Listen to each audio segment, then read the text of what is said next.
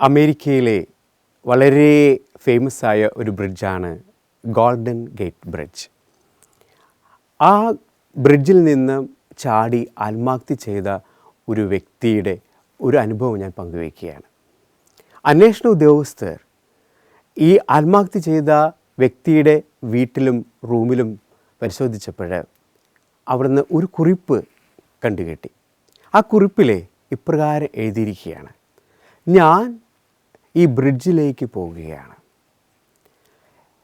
ഈ ബ്രിഡ്ജിൽ എത്തുന്നതിന് മുമ്പ് എന്നെ നോക്കി ആരെങ്കിലും ഒന്ന് പുഞ്ചിരിക്കുകയാണെങ്കിൽ ഞാൻ എൻ്റെ ആത്മഹത്യാ ശ്രമത്തിൽ നിന്ന് ഞാൻ പിന്തിരിയും, ഞാൻ ഈ ബ്രിഡ്ജിൽ നിന്ന് ചാടില്ല എന്ന് ഉള്ള കുറിപ്പാണ്.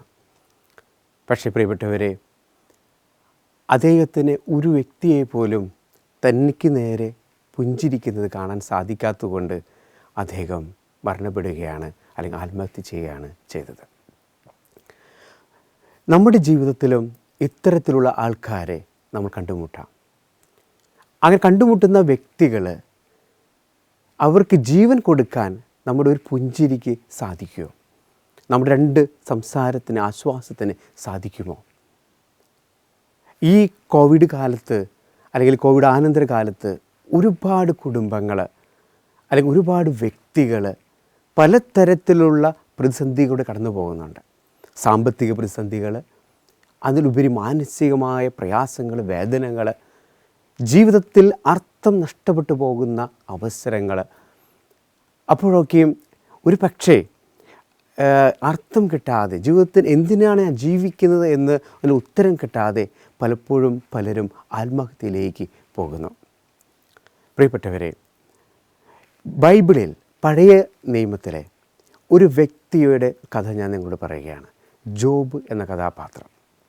നീതിമാനായ ജോബിന് ഒരു ചോദ്യമാണ് മനസ്സിൽ വന്നത്: ഞാൻ നീതിമാനായിരുന്നിട്ടും എന്തിനാണ് ഞാൻ സഹിക്കേണ്ടി വരുന്നത്?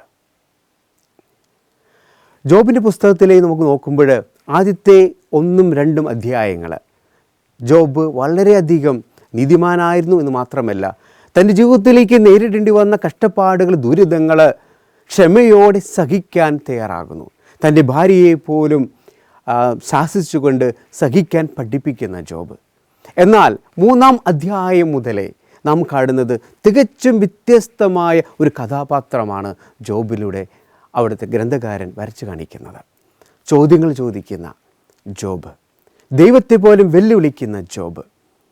എന്നാൽ തൻ്റെ കൂട്ടുകാരോടും ദൈവത്തോടും ചോദ്യങ്ങൾ ഒരുപാട് ചോദിച്ചെങ്കിലും ഒരിക്കൽ പോലും ഈ ജോബ് ദൈവത്തിൻ്റെ ആ വിശ്വാസത്തിൽ നിന്ന് അകന്നു മാറുന്നില്ല എന്നുള്ള വസ്തുത നാം മനസ്സിലാക്കണം.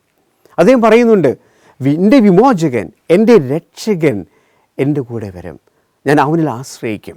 പലപ്പോഴും പല ചോദ്യങ്ങൾ ഉയർത്തലും ദൈവത്തെ പോലും വെല്ലുവിളിക്കുമ്പോഴും അവസാനം ആ വെല്ലുവിളിക്കുന്ന ആ ദൈവത്തിങ്കിലേക്ക് തന്നെ അണിചേരുന്ന, അല്ലെങ്കിൽ വന്നു ചേരുന്ന ജോബിൻ്റെ പ്രയാസങ്ങളും വേദനകളും. പ്രിയപ്പെട്ടവരെ, അതാകട്ടെ നമ്മൾ. ഒരു പക്ഷേ നമ്മൾ ദൈവത്തെ വെല്ലുവിളിക്കാം, ഒരു പക്ഷേ ദൈവമുണ്ടോ എന്ന് നമ്മൾ സംശയിച്ചു പോകാം. പക്ഷേ ആ സംശയത്തിൻ്റെ പിറകിലും, ആ വെല്ലുവിളിയുടെ പിറകിലും, ആ ചോദ്യങ്ങളുടെ പിറകിലും നമ്മൾ ദൈവത്തിൽ ആശ്രയിക്കാനായിട്ട് ഈ ജോബ് നമ്മെ പഠിപ്പിക്കുകയാണ്. പ്രിയപ്പെട്ടവരെ, നമ്മുടെ ജീവിതത്തിലും ഇതേപോലെ പ്രതിസന്ധികൾ കടന്നു പോകാറുണ്ട്. ഒരു പക്ഷേ നമുക്ക് ജീവിതത്തിൽ അർത്ഥം കണ്ടെത്താതെ പലപ്പോഴും നമ്മൾ വിഷമിച്ച് നിൽക്കാറുണ്ട്. ഈ ജോബ് നമ്മെ പഠിപ്പിക്കുന്ന ആ പാഠം നമുക്ക് ഉൾക്കൊള്ളാം. നീതിമാന്മാർ പലപ്പോഴും പീഡിപ്പിക്കപ്പെടാം, സഹിക്കേണ്ടതായിട്ട് വരാം. പക്ഷേ ഈ പല ചോദ്യങ്ങൾക്കും ഉത്തരം കിട്ടാത്ത, പല സംശയങ്ങൾക്കും ഒരു നിവാരണം കണ്ടെത്താൻ സാധിക്കാത്ത കാര്യങ്ങൾ നമ്മുടെ ജീവിതത്തിൽ ഉണ്ടാകാം.